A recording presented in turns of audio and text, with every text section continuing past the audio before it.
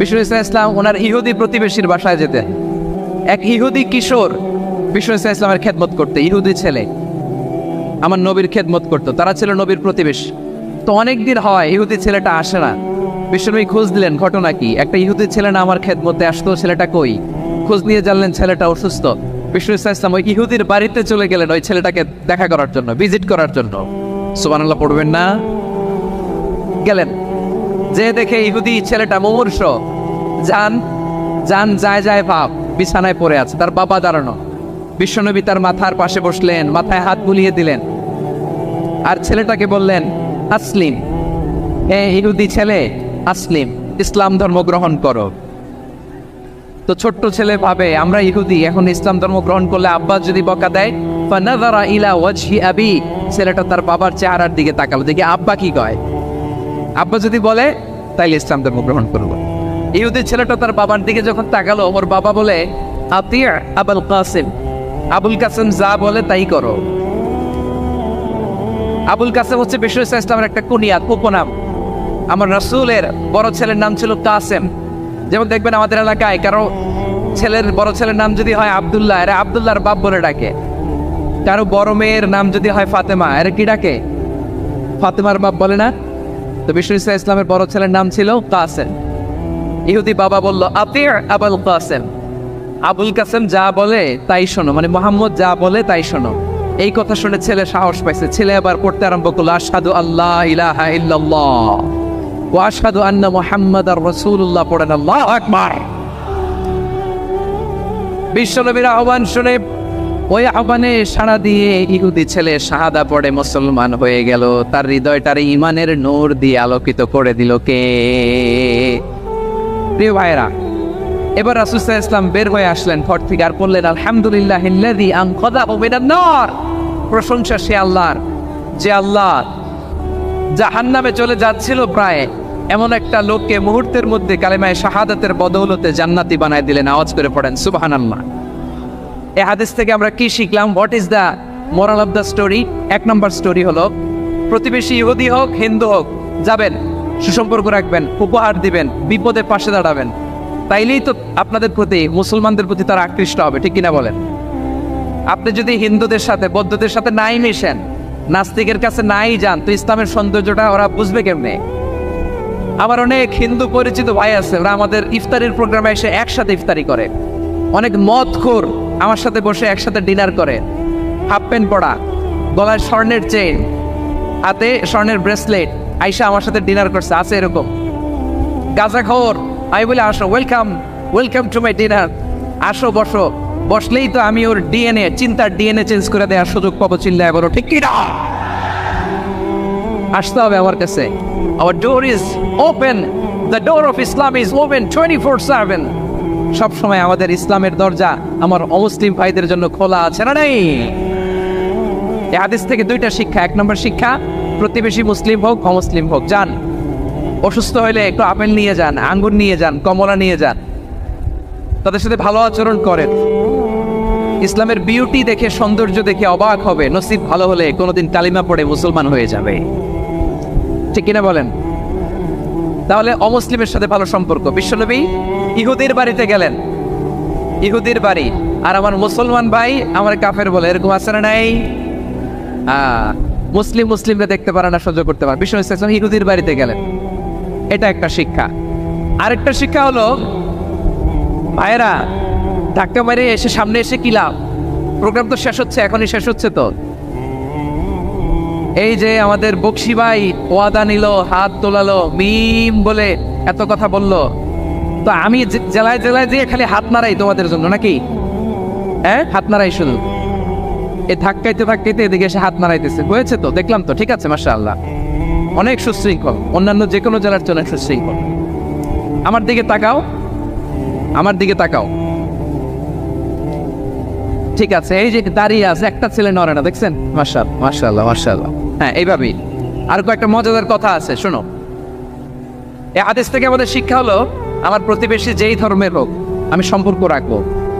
অসুস্থ হলে যাব, কি বলেন ভাইরা? যাবেন না? যাবেন না আপনারা? আচ্ছা, 2 নম্বর শিক্ষা হলো, বিষ্ণু ইসলামের খাদেম ছিল ইহুদি, এতদিন খেদমত করলো, একদিনও বিশ্বনবী ওরা কালিমার দাওয়াত দেয় নাই। কারণ কি? বিশ্বনবী একটা ভালো সময়ের অপেক্ষা করতেছিলেন, প্রপার টাইমিং। দায়ীর কাজ হচ্ছে দায়ী ইলাল্লাহ, সে হচ্ছে সুযোগ সন্ধানী।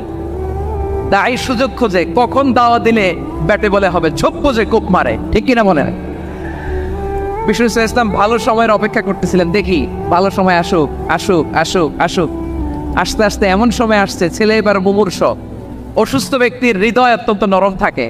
হসপিটালে যখন কেউ যায় তার হৃদয়টা বড্ড নরম থাকে, মৃত্যুর ভয়ে তার অন্তরটা নরম থাকে, ঠিক কিনা বলেন? এই প্রপার টাইমিং এর অপেক্ষা করতেছিলেন। যখনই টাইমিং পেয়েছেন দাওয়াত দিলেন, পড়ো লা ইলাহা ইল্লাল্লাহ, সুবহানাল্লাহ পড়েন সবাই। তাহলে ইসলাম অমুসলিম প্রতিবেশীর সাথে ভালো আচরণ করতে বলেন। ইসলাম অমুসলিম মাতা পিতার সাথেও ভালো আচরণ করতে হবে। মাতা পিতা যদি অমুসলিম হয় তার ফেলে দিতে পারবেন? পারবেন? আমার লালমনিরহাটের ভাইরা, অনেক হিন্দু ছেলে আমাদের হাতে শাহাদা পড়ে মুসলিম হয়, কিন্তু ওর মা মুসলমান হয় নাই, বাবাও হয় নাই। এরকম আছে না নাই? তো ও হয়েছে মুসলিম, মা বাপ হিন্দু, এখন মা বাপ কি বাদ? হ্যাঁ, মা বাপ বাদ দেয়া যাবে? যেই মা আপনার 9 মাস 8 মাস পেটে ধারণ করলো, আপনার মায়ের নার ছেড়া তখন আপনি ওই মারে বাদ দিতে পারবেন? যে মায়ের বুকের তাজা দুধ খেয়ে আপনি আজকে বাড়ন্ত তাজা তরতাজা, ওই মারে বাদ দেওয়া যাবে? মায়ের এক ধারে দুধের দাম, কাটিয়া গায়ের চাম, পাপোশ বানাইলে ঋণের শোধ হবে না, এমন দরদি ভাবে কেউ হবে না আমার মাহা গো। মায়ের এক ধারে দুধের দাম, কাটিয়া গায়ের চাম, পাপোশ বানাইলে ঋণের শোধ হবে না, এমন দরদি ভাবে কেউ হবে না আমার মাহা। ঠিক কিনা? মাকে তো বাদ দেওয়া যায় না। وقضى ربك ألا تعبدوا إلا إياه وبالوالدين إحسانا।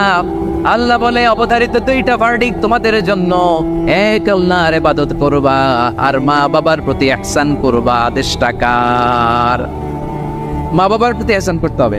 আমার মা হিন্দু হোক ভালো আচরণ করতে হবে, বৌদ্ধ হোক ভালো আচরণ করতে হবে। আমার যে সমস্ত হিন্দু ভাইয়েরা মুসলিম হয়েছ, তোমাদের মা বাবা এখনো মুসলমান হয় নাই, তাদের সাথে ভালো আচরণ করতে হবে। আপনাদের খেদমত নিজে করতে হবে অথবা খেদমতের ব্যবস্থা করাই দিতে হবে। মান্থলি যে খরচ লাগে এটা দিতে হবে। আরে তুমি এখন মুসলিম, তোমার মা বাবা হিন্দু, এখনই তো সুযোগ ইসলামের সৌন্দর্য দেখানো। এখন মা বাবা যদি দেখে আরে এটা হিন্দু থাকতে তো বদমাইশ ছিল, বেয়াদব ছিল, কি এমন ধর্ম সে গ্রহণ করলো যেটা গ্রহণের সাথে সাথে সে পাল্টে গেল? কি এমন ধর্ম সে গ্রহণ করেছে যেটা তার জীবনকে আলোকিত করে দিয়েছে? নসিব ভালো হইলে তারাও কালিমা পড়ে মুসলমান হয়ে যাবে। বিষ্ণু ইসলামের স্ত্রীর নাম ছিল আয়েশা রাদিয়াল্লাহু তাআলা আনহা, আবু বকর রাদিয়াল্লাহু তাআলা আনহুর মেয়ে। আবু বকর রাদিয়াল্লাহু তাআলা আনহুর আরেক মেয়ের নাম হচ্ছে আসমা। কি না? দুজনই আবু বকর রাদিয়াল্লাহু তাআলা আনহুর মেয়ে, আসমা আর আয়েশা। নাম দুটো কেমন লাগে? আসমা নামটা কেমন লাগে? আয়েশা নামটা কেমন লাগে? সবার ভালো লাগে নাই? নাম দুটো আপনাদের ভালো লাগে? লালমনিরহাটে অনাগত যদি কন্যা সন্তান হয়, যদি মনে চায় আসমা রেখে দিতে পারবেন, যদি মনে চায় আয়েশা রেখে দিয়েন। দেশে বিদেশে এয়ারপোর্টে রাস্তাঘাটে শুধু বলে হুজুর একটা নাম দেন, আমার ছেলের একটা নাম দেন, মেয়ের একটা নাম দেন। তো আমার মনে আছে যশোরের 8 দিনের মাহফিলে আমি 1-2টা নাম দিয়েছিলাম। আজকে লালমনিরহাটের এই প্রোগ্রামে কন্যা সন্তান যদি হয় 2টা নাম দিলাম, আসমা কিংবা আয়েশা। ইনশাআল্লাহ পড়েন। দুজন বোন, এক মায়ের নাম, বাবা এক মা 2জন। আয়েশা রাদিয়াল্লাহু তাআলা আনহার মায়ের নাম উম্মে রুমান, আর আসমা রাদিয়াল্লাহু তাআলা আনহার মায়ের নাম কুতাইলা বিনতে আব্দুল উজ্জা।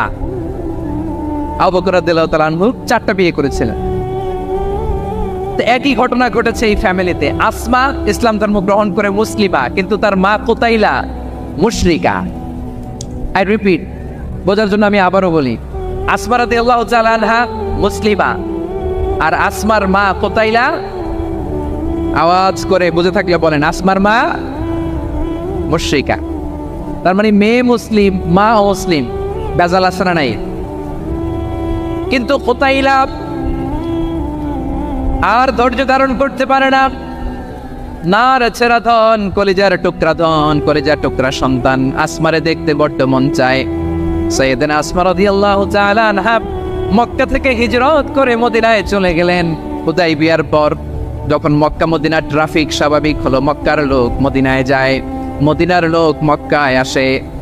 কোচাইলা কলিজার টুকরা সন্তান আসমারে দেখার জন্য কিছু উপহার নিয়ে বিশাল মরুপথ পাড়ি দিয়ে মক্কা থেকে মদিনায় যায়। সুবহানাল্লাহ বলেন। এখন মা আসছে মেয়ের সাথে দেখা করতে, মেয়ে তো আর দেখা দেয় না। মেয়ে ভাবছে আমার মা তো মুশরিকা, অপবিত্রা, তার সাথে কি দেখা দেয়া যাবে? বিশ্বনবীর দরবারে চলে গেলেন। সুবহানাল্লাহ বলেন। কি সৌভাগ্যবান ছিল তারা, মাসলা জানার দরকার হলেই নবীর দরবারে চলে যেত। ঘরে বউয়ের সাথে ঝগড়া হলে নবীর দরবারে চলে যেত।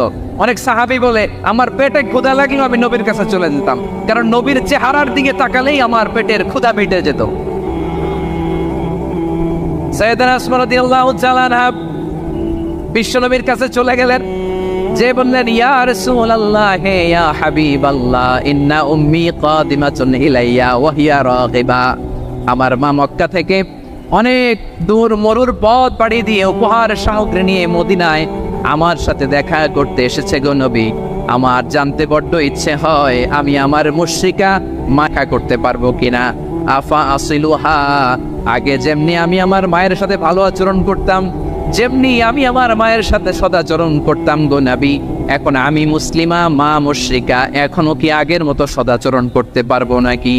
বিশ্বনবী বললেন নাম সিলিহা, আরে আসমা, অবশ্যই অবশ্যই, আগে ঠিক যেমন তুমি তোমার মায়ের সাথে ভালো আচরণ করতে, এখনো তেমনি আগের মতো ভালো আচরণ করবা।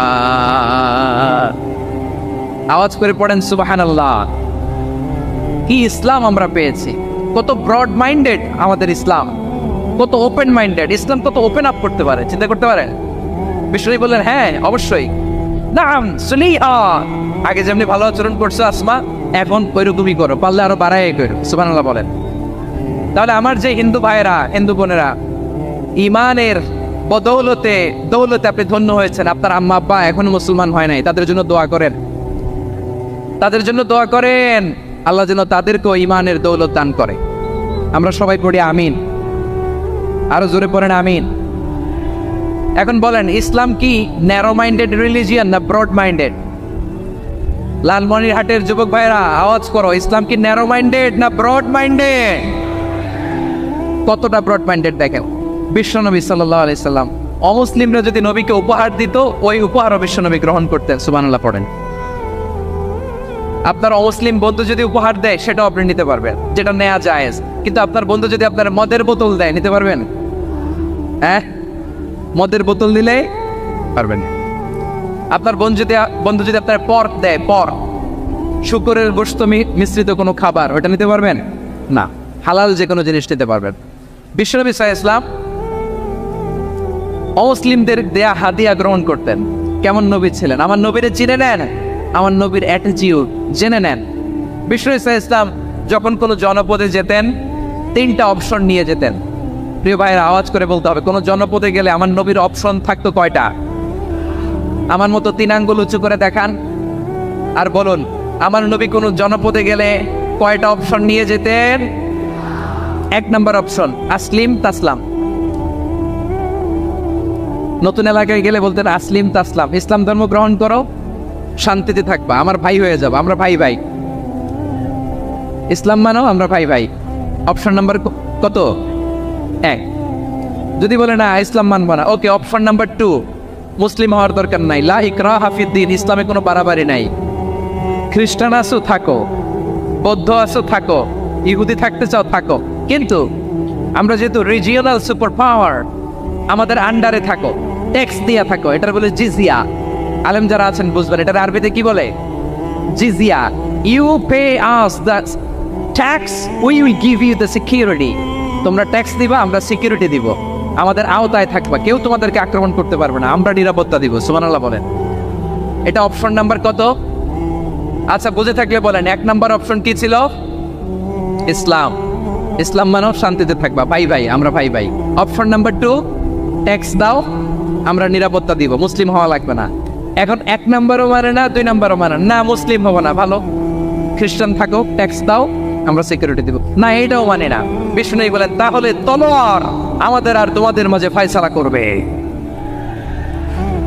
মুসলিমও হওয়া না, ট্যাক্স দিবা, নিরাপত্তা দিব, আমরা সুপার পাওয়ার, আমাদের আন্ডারে থাকবে, এইটাও না। তাহলে তোমাদেরকে তো আমরা বিশ্বাস করতে পারি না, কখন না কখন বিশ্বাসঘাতকতা করো, কার সাথে মিলে হাত মিলাও, তলোয়ার আমাদের মাঝে ফয়সালা করবে। তখন তিনি জেহাদের সশস্ত্র সংগ্রামের ঘোষণা দিতেন। সুবহানাল্লাহ পড়েন। দেখেন, পশ্চিমারা জেহাদকে এইভাবে চিত্রায়িত করে না। ওরা জেহাদ বলতে বোঝায় তলোয়ার, হাত কাটো, গলা কাটো না। জেহাদ সশস্ত্র সংগ্রাম 3 নম্বরে। অধিকাংশ ক্ষেত্রেই বিশ্বনবীর সুন্দর আচরণ দেখে, আরে আমার নবীর যে নুরানি চেহারা, অনেকে তো কেবল সির্ফ চেহারাটা দেখেই কালিমা পড়ে মুসলমান হয়ে গিয়েছে। যারা মুসলিম হয় নাই তারা তাদের ইসলামেই বলবৎ ছিল, ট্যাক্স দিয়ে ইসলামের আন্ডারে ছিল। যারা এটাও মানে নাই ওইটাও মানে নাই, তাদের বিরুদ্ধে জেহাদ।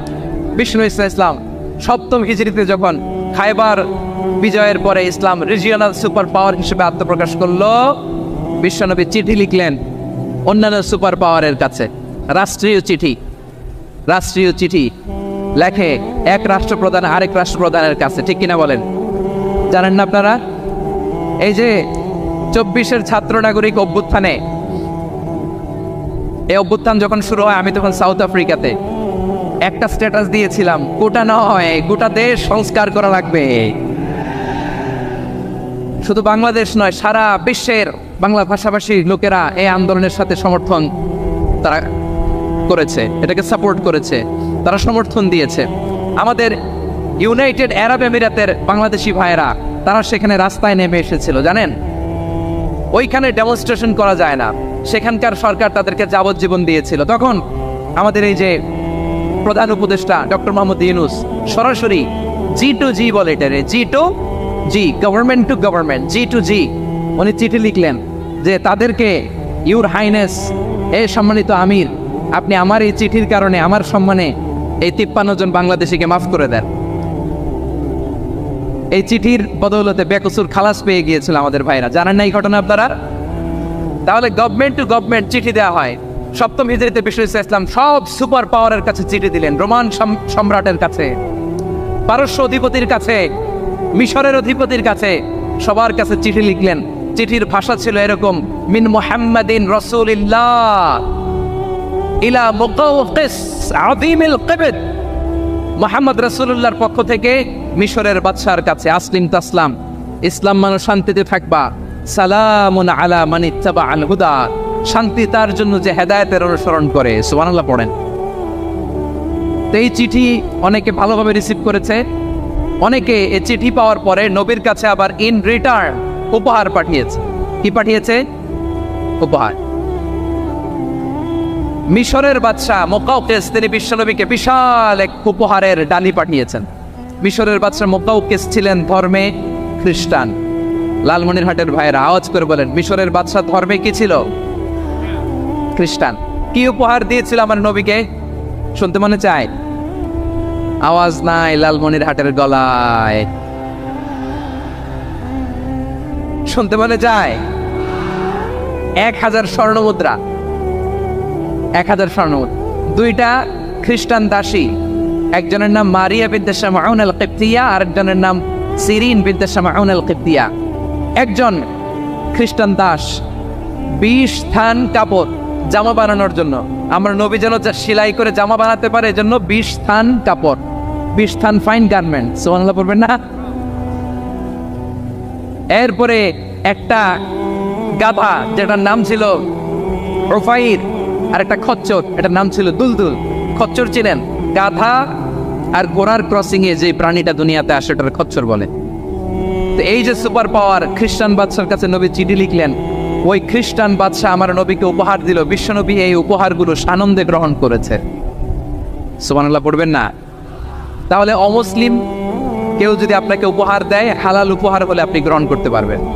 অনুরূপভাবে পারস্যের বাদশা, রোম সম্রাট, বিশ্বনবীকে উপহার পাঠিয়েছেন, আমার নবী সবগুলো উপহার গিফট গ্রহণ করেছেন। সুবহানাল্লাহ বলেন। তাহলে প্রিয় লালমনিরহাট, আওয়াজ করে বলুন, ইসলাম কি ন্যারো মাইন্ডেড রিলিজিয়ন না ব্রড মাইন্ডেড? আম্মাজান আয়েশার কাছে মাসালা জানতে চায় মেয়েরা, হে আম্মাজান, অগ্নি উপাসকেরা তাদের ঈদের দিন নওরোজের সময় আমাদেরকে পাখি দেয়, নেওয়া যাবে? উনি বললেন, ওরা জবাই করে দিলে নেওয়া যাবে না, কিন্তু ওরা যদি ফলমূল এরকম খাবার দেয় এগুলো নেওয়া যাবে। তার মানে অমুসলিমদের দেয়া উপহার এটা গ্রহণ করা যায়। সুবহানাল্লাহ বলেন। শুধু তাই নয়, বিশ্বনবী সাল্লাল্লাহু আলাইহি ওয়াসাল্লাম অমুসলিমদের সাথে আর্থিক লেনদেনও করেছেন, ফিনান্সিয়াল ডিলিং করেছেন। অমুসলিমদের সাথে প্রয়োজনে আপনি ফিনান্সিয়াল ডিলিং করতে পারবেন। আমরা প্রায় দেখি বাজারের মিষ্টির দোকানগুলো আমার হিন্দু ভাইদের। লালমনিরহাটে মিষ্টির দোকান, দইয়ের দোকান কারা চালায়? হিন্দুরা চালায় না। তারপরে যে বারবার সব চুল কাটে যে নাপিত, অধিকাংশ নাপিতের দোকানে কারা? আমার হিন্দু ভাইরা। তা আপনি চুল কাটতে পারবেন কিনা? পারবেন কিনা বলেন? পারবেন। তার দোকান থেকে দই মিষ্টি কিনতে পারবেন কিনা? হ্যাঁ, আমার মুসলিম ভাইয়ের দোকান থাকলে ওইটার আমি বেশি প্রায়োরিটি দিব, ঠিক কিনা? কিন্তু যদি তাদের সার্ভিস নিতে চান, প্রোডাক্ট নিতে চান, পারবেন। তার দলিল সহিহ বুখারী, আম্মা জান আয়েশা রাদিয়াল্লাহু তাআলা আনহা বলেন, ইশতারা রাসূলুল্লাহ সাল্লাল্লাহু আলাইহি ওয়াসাল্লাম মিন ইয়াহুদিন তুআমান ওয়া রাহানাহু দিরআহু মিন হাদিদ। রাসূল সাল্লাল্লাহু আলাইহি ওয়াসাল্লাম এক ইহুদির কাছ থেকে, কার কাছ থেকে? সবাই বলে নাই কার কাছ থেকে? আমার নবী, পেয়ারা নবী এক ইহুদির কাছ থেকে জব কিনেছিল, জব, বার্লি, যেটা দিয়ে রুটি বানায়।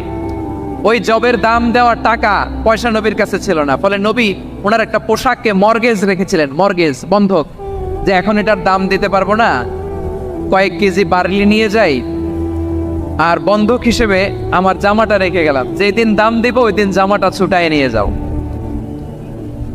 সুবহানাল্লাহ পড়বেন না? বাকিতে নিছিলেন, বাকিতে।